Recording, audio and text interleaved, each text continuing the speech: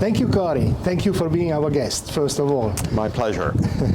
The current scenario of the digital world is showing owning concentration processes, growing privacy issues, worries about the technology to come, such as AI. But new technologies are born also with beautiful promises. As Monty Python says, can we always look on the bright side of life, or not?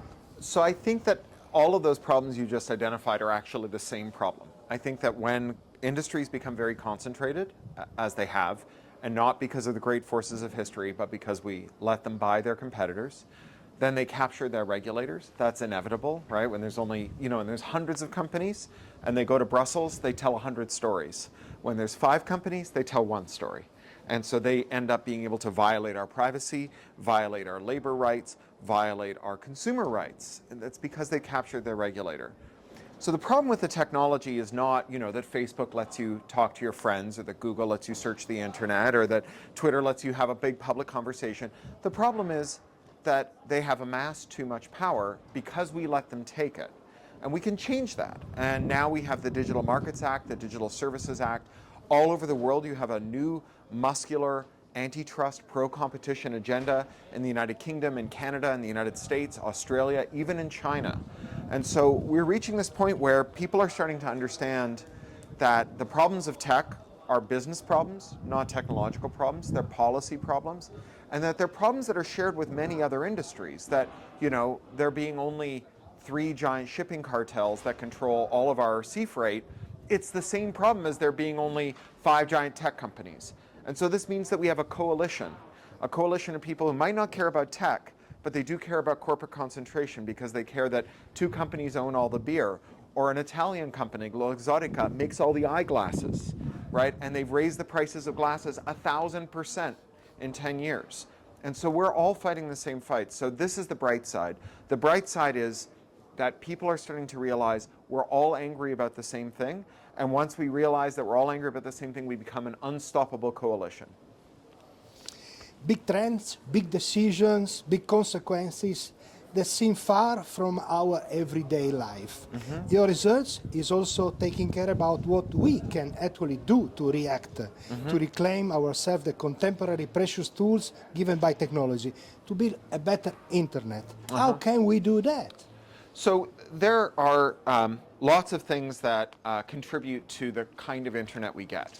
So there's the norm, right? Is it okay to make someone use Facebook to plan a party, right? Or is it like asking them to sit in a car while you smoke a cigarette, right? Is it harmful to their health to make them use Facebook? So this is a normative question.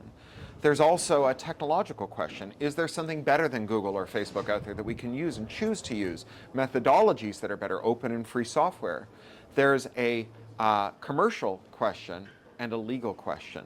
So the commercial question is, can someone sustain a rival search engine, a rival social media platform? And then there's the legal question, which is under what circumstances can those viable alternatives be maintained? And I think that we have a broad normative understanding now that big tech isn't good. We have a broad technical sphere of alternatives, but what we don't have is the policy framework. So for example, when Facebook started, everybody was using MySpace. And they said to those people, come use Facebook, and to make it easy, we're going to give you a bot. And if you give that bot your login and password for MySpace, we will send that bot to Facebook several times a day. It'll scrape all the messages waiting for you, and it'll put them in your Facebook inbox, and you can reply to them, and it'll push them back out. And that meant that even if your friends weren't ready to leave MySpace, you could go and still be friends with them. But if you do that now, the European Copyright Directive, patent, copyright, trademark, trade secrecy, contract law, Facebook would shut you down. So while we have the technical means to build something that's like Facebook without surveillance, and while we understand that we should all just leave Facebook because it's terrible, building that viable business that does to Facebook what Facebook did to MySpace requires that we change policy. And normally changing policy is very hard, but right now the European Union is more interested in changing policy than they've ever been. And so this is the moment, as we get the Digital Markets Act and the Digital Services Act, where Europeans can watch what they're doing in Brussels, make sure that they're not letting Facebook cheat, that they're not letting Apple cheat, that they're not letting Google cheat. And when they cheat, call up your member of the European Parliament, call up your representative on the Commission, and tell them to do something about it. This is the moment that we've been waiting for, where finally our policymakers want to do things for us, and now we have to make them do it. A part of the cultural industry is suffering from a deep crisis. For example, newspaper, music, and it has to reinvent itself. And we are more and more renting services instead of buying goods. We live the paradox of having more stimuli available, but the way to obtain them is creating problems. Can we solve this contradiction? Yeah, I think that it's a mistake to think that what's happened is that the business model has fundamentally changed and the entertainment industry couldn't keep up and so on. It's the same problem. There's a cartel in tech, and there's a cartel in entertainment. They fight with each other about the distribution. None of them are good for the workers, and none of them are good for the audiences. So you take the news media. If you're the news media, every advertising euro that you bring in, 51 cents goes to Facebook or Google. So it's not just that, oh, there's Craigslist, there's other ways to advertise. It's that more than half of the income is being stolen by intermediaries. And it's because they're a cartel. So we need to break up that cartel. If you have a subscriber who pays you through an app, Apple and Google take 30% of every euro that you raise. Again, they're stealing your money.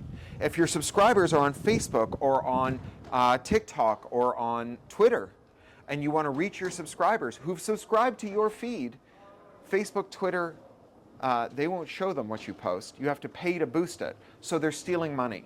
So we have this idea, with these news bargaining codes that maybe what they're stealing is content, that somehow it's bad for the news, that Google helps people find the news, or Facebook gives them a place where they can talk about the news. That's good for the news. The democratic purpose of the news is well served by people finding the news and talking about the news.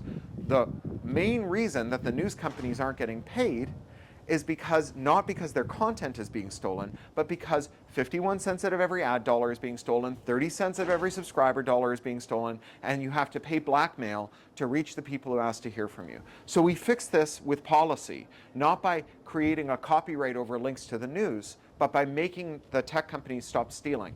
But that's not going to solve all the problems, because the news companies don't want to pay the reporters. Giving more money to the news companies won't give more money to journalists. And so what we also need to do is make sure that our policies foster independence in news, right? Which is what all of these policies that clear up surveillance advertising, the easy payment processing for subscribers, and easy reach on these platforms, it makes it easier for individual news gatherers or cooperatives of people who've been fired from the big news companies to do well. Because the news companies, you give them more money without having some mandate that they have to pay for, they have to use it to pay for the news, they'll just keep the money. They won't pay for the news. They'll do what CNET has done and what Sports Illustrated did and all these other places have done. They'll get a chatbot to write not fake news like Donald Trump fake news, but actual fake news, right? Where they just lie. The chatbot just makes up nonsense. And they'll say, well, what do we care? We get paid whether it's good or bad. So we have to make sure that we're empowering the people who care about the news, which is not media owners, it's reporters. As a science fiction writer, you can face issues like acceleration of technology, the difficulties of describing complex scenarios.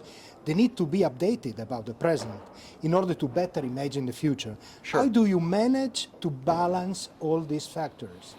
Well, I think of science fiction as being related to the policy work I do. Like, of course, I'm a novelist first, and I don't want to be pretentious, but a novelist is an artist, right? Novels are an art form, and the purpose of art is to take a numinous, complicated, irreducible feeling that the artist is feeling, and you move it into a vessel, a novel, a sculpture, a painting, a song, and then the audience, they experience the artwork, and some approximation of that irreducible, complicated emotion is reproduced in their mind. So that's why I write novels, right?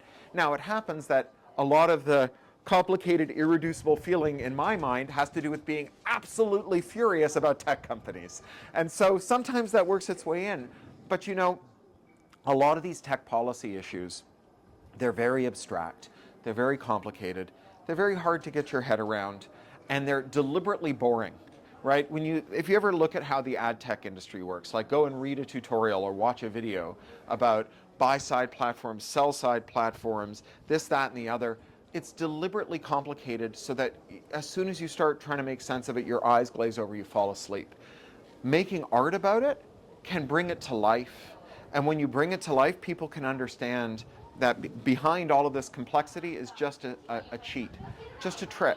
So if you've ever seen someone doing the cup and balls trick, a magician, it can seem very complicated, very sophisticated, but there are these two magicians who, Penn and Teller, and they do this trick. You can watch it on YouTube. They do it slow, and the cups are see-through, they're transparent. And when you see the trick slow down, it's not a complicated trick. It's just a fast trick.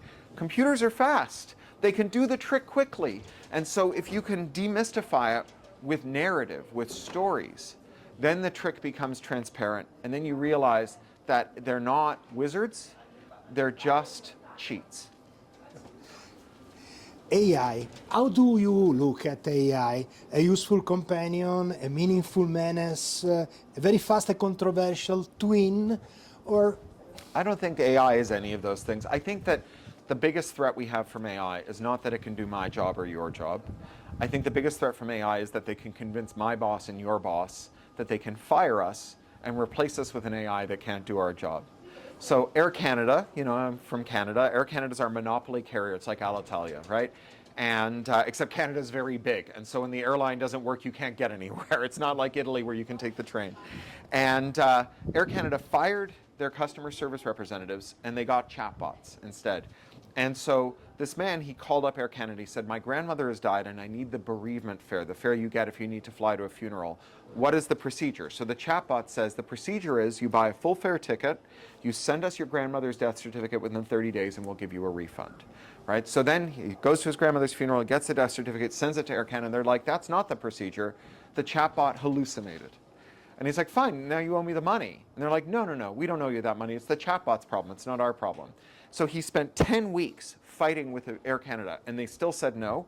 So he went to their regulator, and he spent 6 more weeks. And then they finally got him his refund. Now, no one else is going to spend 16 weeks. We have a saying in English, there's never just one ant, right? So if this one guy was robbed by the chatbot, 1,000 people were robbed by the chatbot.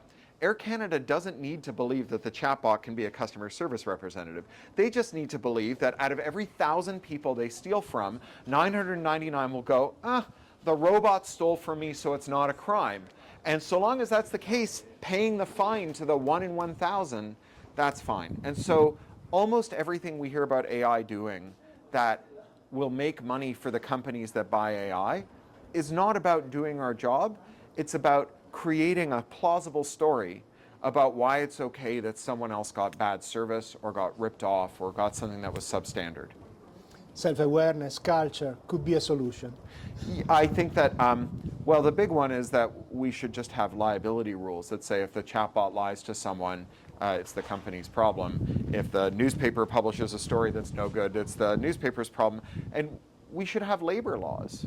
We should have labor laws that allow people to intervene when the chatbot is used by their bosses to try and take their job. Not copyright. I don't think copyright solves this problem. There are a lot of creative workers who think, okay, well, if we had the copyright right to control who can train a bot with our work, then we won't have our job stolen. But the New York Times is already saying that they will sell their corpus to Apple to train a model for $50 million. And the New York Times wants to fire its writers and replace them with chatbots. Getty Images, another company that's suing over AI. Getty Images is allergic to paying photographers. They don't want to sue over image generators in order to stop image generators from happening. They want to sue them so that it's their image generator, and then they're going to fire all their photographers because that's what they want to do, right? Every boss is insatiably horny for firing workers. Right? And so if we think about this just as a copyright question, if we think that the entertainment companies that are suing the AI companies are on the side of their workers instead of on their shareholders, then we'll get screwed just like we got screwed every other time. Right? They're not on our side. So we just have to make sure that we view this through a labor lens and not through a copyright lens. An artist is a creative worker.